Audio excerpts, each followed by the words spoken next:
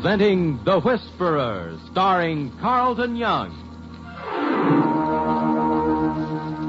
The Whisperer, a brilliant man who, losing his voice in an accident which crushed his vocal cords, worked his way deep within the crime syndicate to help destroy it from within. To the underworld, his familiar rattling hiss is the voice of authority, to be obeyed without question. Then a miracle of surgery performed by Dr. Benjamin Lee restored his natural voice, enabling him to resume his real identity. Now, as Philip Galt, brilliant young attorney, he skirts the thin edges of death, living his dual role. For as the Whisperer, he sets in motion the forces of the syndicate in Central City. Then, as Philip Galt, uses his knowledge to fight the organized network of crime which seeks to control the fate of millions in cities and towns across the nation.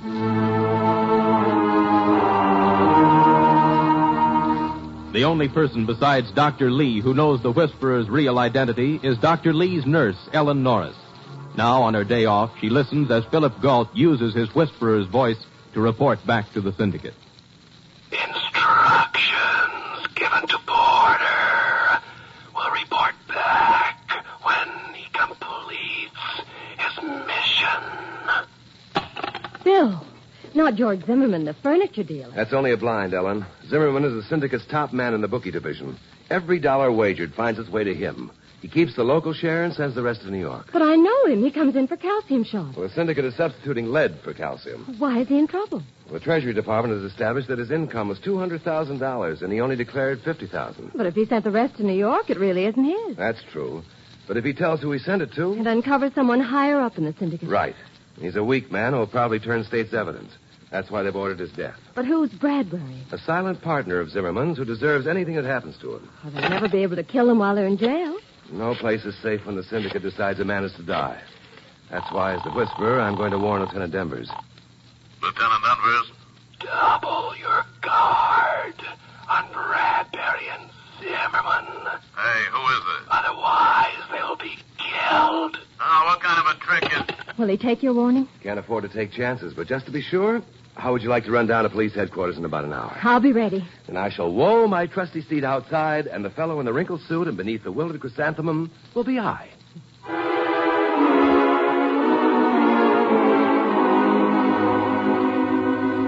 One hour later in the jail, John Bradbury and George Zimmerman, the men marked for death, sit silently. Then, as Lieutenant Denvers comes down between the cell tiers, Zimmerman crosses to the cell bars and calls softly. Lieutenant Denvers? Huh? Yes, Zimmerman. Look, I've been thinking this thing over. I'm not admitting anything, but suppose I had information of value to the government. I'm a police lieutenant. I don't make any deals. Well, frankly, I'm afraid if I take the rap, it means the loss of my reputation and the resulting shame to my family. Well, you should have thought of that sooner. If I turn state's evidence... You may wind up standing on the river bottom with your feet in a barrel of cement and the paddle wheels of a river steamer knocking your head off. All right. Take it easy. Take it easy, MCO. You'll be all right after you slip it off. Who said next time try the train? Just stretch out on that bunk. Well, nighty-night. Remember, if you hear any strange noises, it'll be Gabriel blowing his horn. He's really got us so full. I wish I were that happy. Zimmerman, you're in a spot. No matter what you decide to do, I doubt if you'll ever be happy again.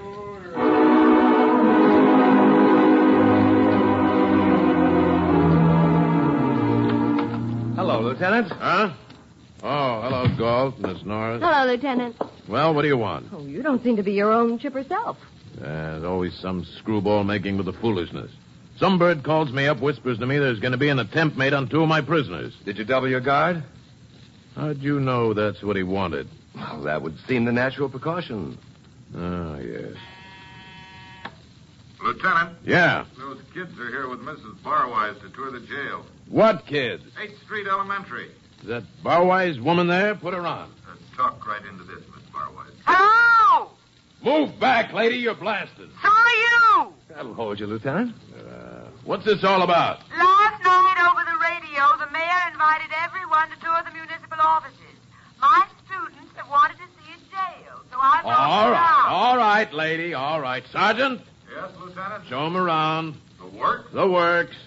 Wish that 2-headed mayor had to... Oh, what's the use? Lieutenant, I'd like to talk with George Zimmerman. What for? Well, after all, I'm a lawyer. All right, you can go, but she stays here. Oh, please let me go too, Lieutenant. I'll remove the submachine gun from my right stocking, the stiletto from my left, and the hand grenade. All right. Stop pulling my leg. They're up on the 5th floor. Wait 5 minutes, I'll take you up.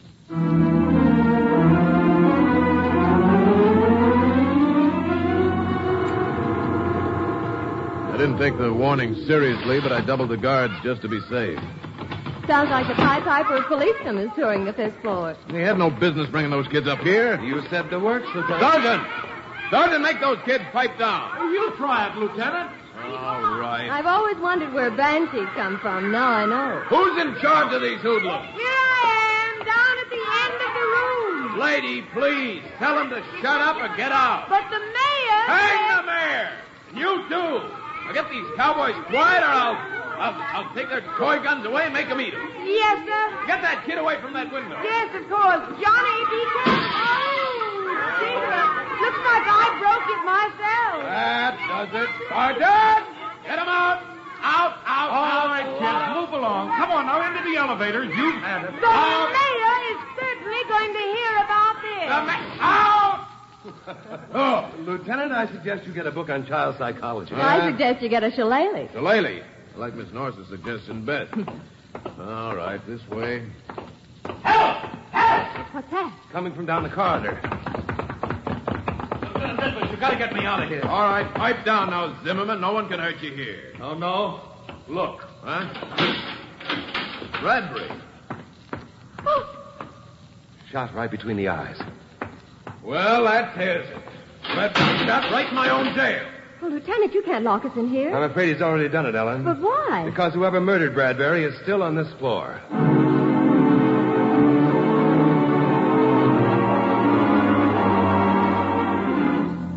Phil, did Porter kill Bradbury? I'm sure of it.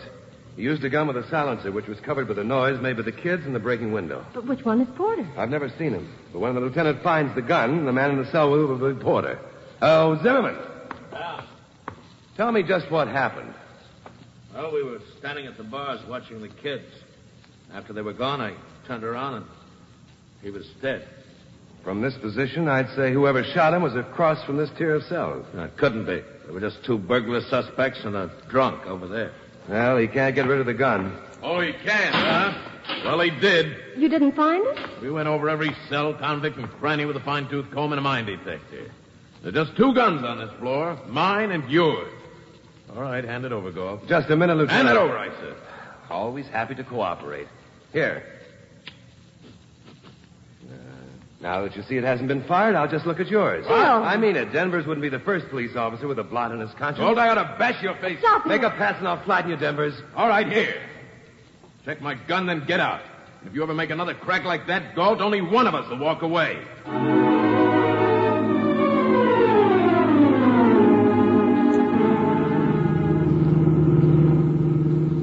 Phil, was it wise to antagonize Lieutenant Denver? He's always suspicious of a possible connection with the syndicate. By making him mad, I took his mind off the syndicate angle. Now he just hates you for yourself.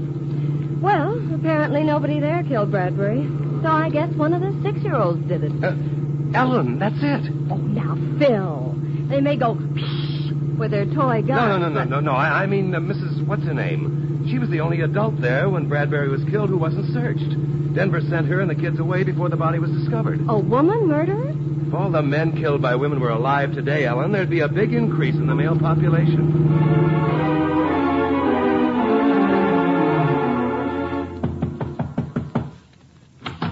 Yeah? I'm trying to locate a woman in the school district who has shown great interest in the children. Yeah, Mrs. Barva, she is. That's the name. Yeah, 2 houses down she lives. Splendid. New here she is. But so fine she is. Sure she is. Yeah, that too. May I use your phone? Yeah, right here on the wall. It is?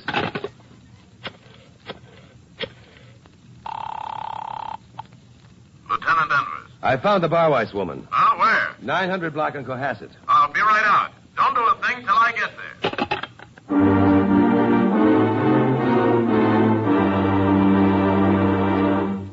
You are listening to The Whisperer, the story of Philip Galt, who skirts the thin edges of danger living his dual role.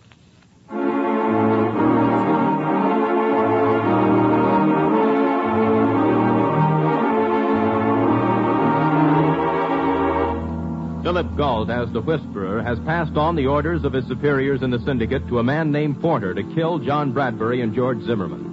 Somehow, Porter managed to get into the jail, kill Bradbury, and conceal both his identity and the murder weapon. Now Phil works to save Zimmerman, the man whose testimony the government needs to uncover higher-ups in the syndicate. Phil and Ellen approach the home of Mrs. Barwise. Are you sure Lieutenant Denver said to go ahead with your questioning? Ellen, how can you doubt me? It's no effort at all. Hello. Yes. I'm Philip Galt, and I saw you... At the police station. I'm poor at remembering names, but I never forget a figure. Come in, Mr. Galt. And bring your mother with you. Oh, excuse me. This is Miss Norris. I came with you, remember? Won't you come in? No, thanks. Delighted. Mr. Galt, would you like an oatmeal cookie? I'd love one. And you, Mrs. Morris? Miss Norris. Oh, so sorry. Did you bake them? Of course. When? Why, this morning. While you were in jail? I was not in jail, Miss Morris. Oh, dear, would you excuse me? That dame and oatmeal cookies go together like a minnow and a hungry shark. Ellen. Well, she's guilty. I can tell by her perfume. Mr. Barwise, I'm Lieutenant Denver. Man was killed this morning while you were at the jail. And you wonder if I killed him. Is that why you came, Mr. Galt? Well, you see, Would you mind coming down to headquarters? No, not at all. Mrs. Morris can ride back with you, Lieutenant, and I'll ride with Mr. Galt. Now, just a minute, And when they find me not guilty, you, Mr. Galt, may bring me back home and tell me how sorry you are.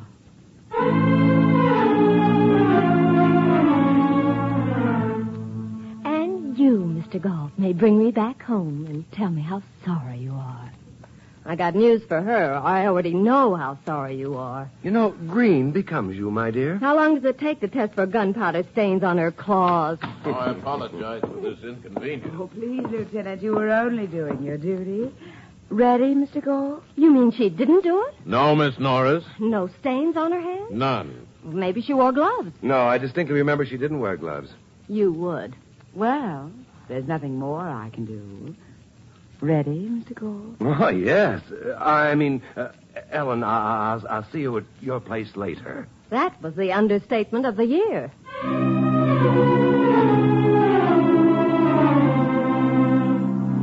Half an hour later, Philip Galt lets Mrs. Barwise out in front of her home, drives to a variety store, makes a purchase, and tucking it in his belt, stops in front of Ellen's apartment, then goes in.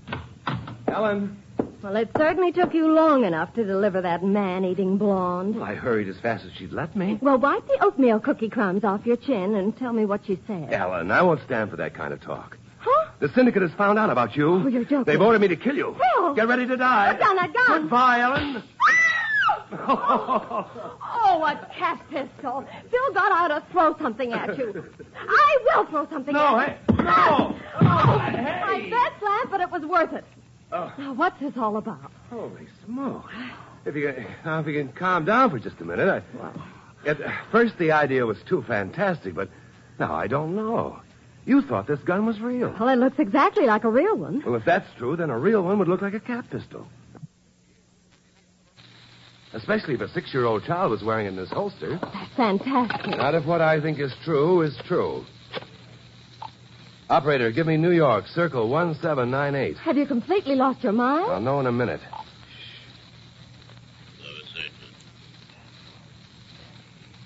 There's need for special liquidator.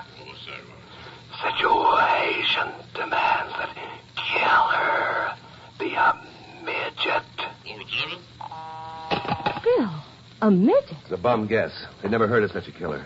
That means they didn't send one here to dress like a 6-year-old and kill Bradbury and Zimmerman. Phil, how in the world could Porter, or anyone for that matter, get into that jail, shoot Bradbury, and then get rid of the gun without a clue? Ellen, unless we find the answer to that before tomorrow, the same thing will happen to Zimmerman. But who's Porter? Well, he can't be you, myself, Lieutenant Danvers, Mrs. Barwise, or Zimmerman. But he could be one of those 3 men in the cells across from Zimmerman. Even that seems impossible. They've probably been in jail several days, and Porter was free this morning because I talked to him. Phil, there's one man we overlooked. Overlooked? Yes. Sergeant Oakes. Yeah, you're right. Danvers sent him out at the same time he sent Mrs. Barwise and those kids. Lieutenant Danvers. Lieutenant, did you check Sergeant Oakes' gun? Sergeant Oakes? Why, I've known him for 15 I know, years. but why not make the tests and be sure? Gold, you're as crazy as a March hare. All right, I'll do it. Thank you. I'm coming down to headquarters, Lieutenant. I want to be there when the report comes in.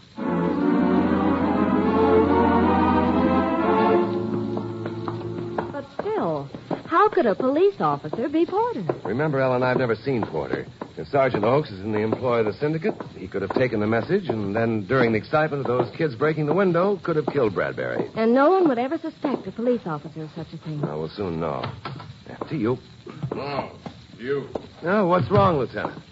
Here, read this. Results of paraffin test for parlor stains, Sergeant J.P. Oakes. Definite traces on right thumb and foot. Oh, Phil. Walt, I've never been hit this hard. I would have staked my life on that man. What was his explanation? That he got him on the pistol range. Isn't that possible? I couldn't take a chance, so I suspended him, put him under temporary detention, and sent his gun to ballistics for a check against the murder slug we recovered from Bradbury's cell. Well, how soon will the report... Yeah? You did? Proves it, huh? All right, thanks. Tests prove he did it? No. Happy to say they prove he did not. Well, then who could have done it? Until now, I've never believed in gremlins. But now, no, I'm not so sure.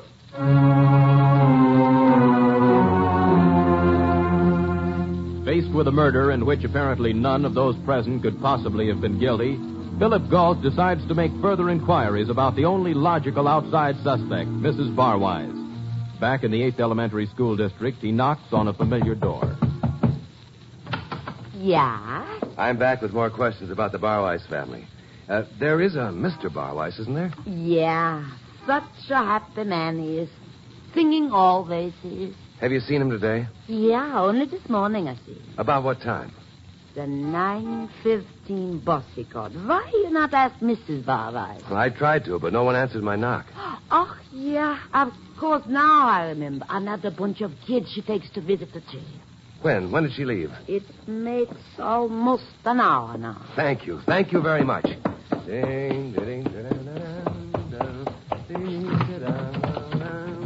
Well, what happened to you? Go in scowling and come out in a merry mood. I've been working on the railroad. I prefer Gordon McRae. Oh, Ellen, my dear, it all just fell into place. Now, if we hurry, I think we can deliver Lieutenant Danvers one murderer, caught, as I believe the expression is, red-handed.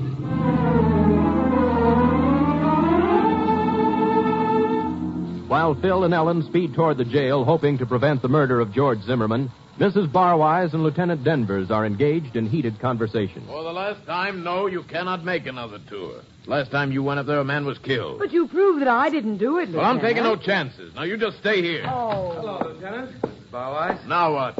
Are we having another tour? Mrs. Barwise isn't. What do you mean by that? I'm holding her here. What about the children? I sent them on the tour with Sergeant Oakes. How long ago? Oh, 5-10 minutes. Mrs. Barwise, do you mind if I look in your purse? I certainly do. Why bother, Galt? As long as she and the purse are here, they can't do any harm. I'm sorry, Mrs. Barwise, but Give me back that purse. It's none of your business. Look, A gun. A gun?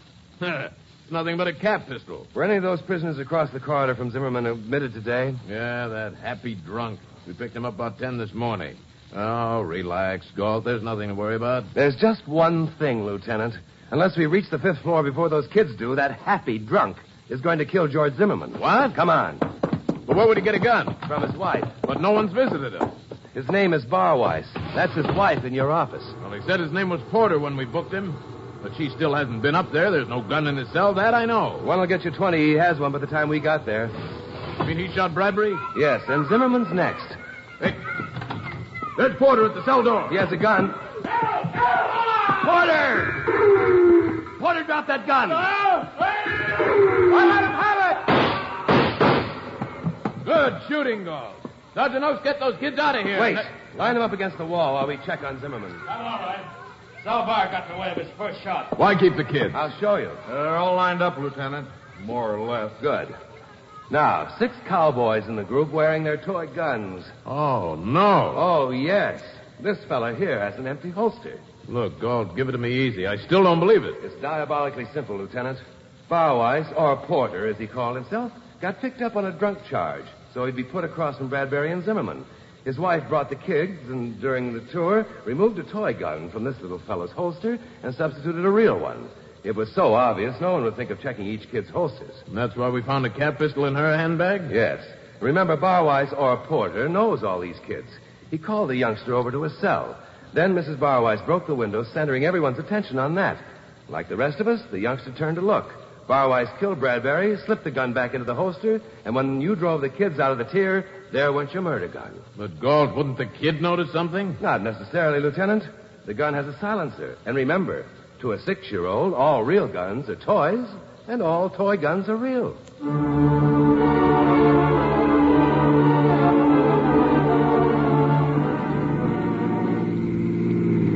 And that's how they did it, Ellen. It took clever people to think up such a plot. Now, the syndicate pays well for brains. But now Zimmerman will testify, and one more link of the syndicate will be exposed. And that's good, too.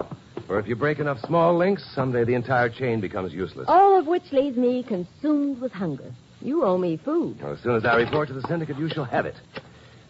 Oatmeal cookies. But not baked by Mrs. Barwise. Where she's going, they'd scorch.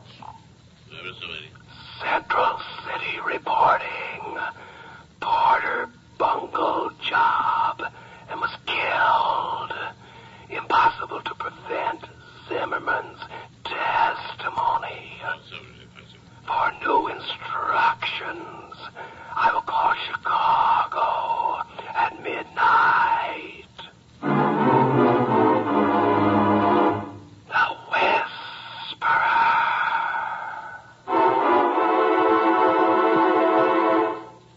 The Whisperer is based upon stories and characters created by Stetson Humphrey. Any similarity to persons living or dead is purely coincidental. Carlton Young is starred as the Whisperer. Betty Moran is Ellen. Others in the cast were Betty Lou Gerson, Paul Frees, Julius Kraulbein, Dan Riss, and Bob Anderson. The Whisperer was written, produced, and directed by Bill Karn. Original music by Johnny Duffy. Your announcer has been Don Rickles. Next week, listen to another exciting adventure with The Whisperer.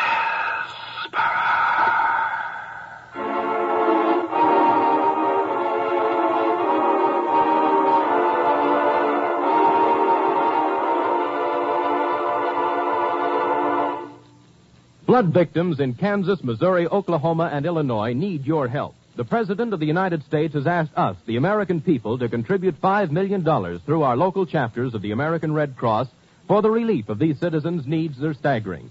The job of the Red Cross is going to take a lot of money, more than the Red Cross can provide from its present resources. You can do your part by contributing generously to the Flood Relief Fund through your local Red Cross chapter. Don't wait, do it now. This is NBC, the national broadcasting company.